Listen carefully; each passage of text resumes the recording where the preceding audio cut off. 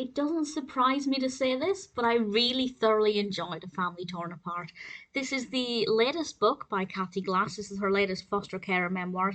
And I have, as I think I mentioned previously, I've read all of her books to date. I am in that agonizing position of waiting for the next one to come out. And I jumped on this one as soon as it was released. And I have to say, I adored it.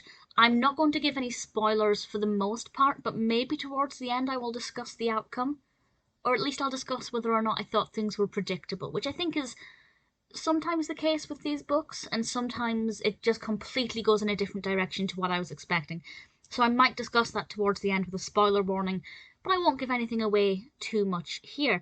This was published this year by Harper, and in this book, Cathy is looking after two young children, Angie and Polly, sisters who are ages 6 and 4, and they've been taken into care because their half sister accused her stepfather, so Angie and Polly's father, of sexually assaulting her, accused her of rape, accused him of rape. And obviously, because of safeguarding, even though there was no initial suggestion that the young children had experienced that, they obviously were taken into care. Cathy couldn't look after their older sister because, that's full on. But she looked after these two girls, and for the most part, it's about her looking after these girls and the emotional turmoil they feel when they have to constantly video call their mother or telephone their mother, not being able to see her in person, and obviously not being able to see their father, and about their relationship with their parents, and whether or not, of course, there are any warning signs or anything that they suggest that may sway, well, us as the reader, whether or not we believe Ashley. Needless to say, the book, for the most part, does talk in Ashley's favour. Ashley being the older sister who made this accusation. As a reader, we're trying to find out if her accusations were correct against her stepfather, but because you never blame the victim, at least until you find out that they're not a victim, if they're not, you always believe them and give them, I was going to say the benefit of the doubt, but that's not the right phrase, but you know what I mean.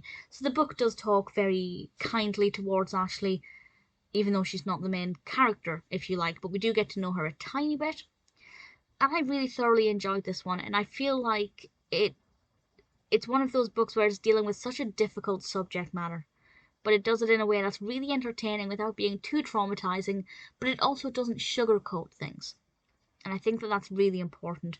It's beautifully written. I want to point out that I did not spot a single typing error.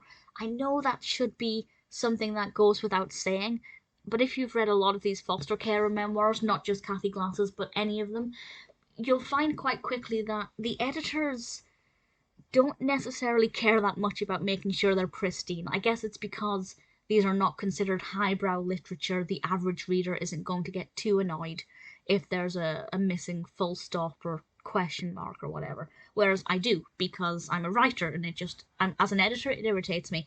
But actually, this is beautifully written, pristine, beautifully edited, absolutely gorgeous.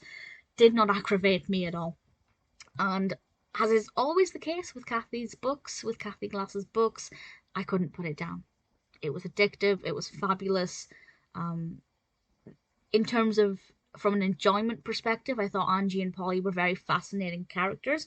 Obviously, this is based on truth, but there will be creative liberties taken to tweak it, probably to make it more interesting for us as a reader, but also to do everything they can to hide the true identity of the families involved. And I really enjoyed it. I thought everybody was easy to get on with, and that again goes without saying, but sometimes the foster carer will be fostering a child who's just too annoying, and sometimes it can make them a bit more challenging to read. But this was beautiful from start to finish, gripping, emotive, moving, and I guess now I will discuss whether or not I thought it was predictable. I still won't say what actually happened. I won't divulge the ending. But I guess a slight spoiler now if you want to know whether or not I found it to be predictable.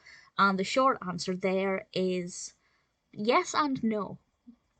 I worked it out pretty quickly that for me it was predictable. Obviously, I didn't find out that until I'd finished reading it. But I'd made up my mind quite early on and I was correct. But what I didn't know, and what was unpredictable, is the development of the events that would lead me to finding that out. So while the outcome for me is what I was expecting, the events leading up to it were not. So it still kept me guessing. I still wasn't ever 100% confident about my prediction, whereas there are some books where you can work it out very easily and you're completely correct and confident of that. But no, this one did keep me on my toes. There's another foster carer who's mentioned quite a bit, and she's definitely very interesting. I found her to be quite a contrast to Cathy Glass, but I liked her. So obviously, I thoroughly recommend A Family Torn Apart. If you've never read any of Cathy Glass's books before, you can start anywhere. But I'll be honest, I'd recommend starting from the beginning.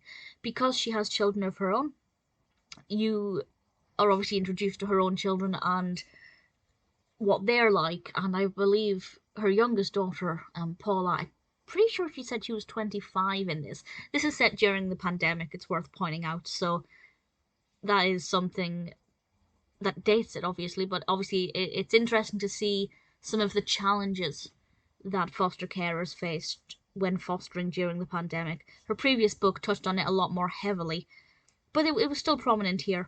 But yes, her youngest daughter in this, I believe, she was 25, if I'm not mistaken.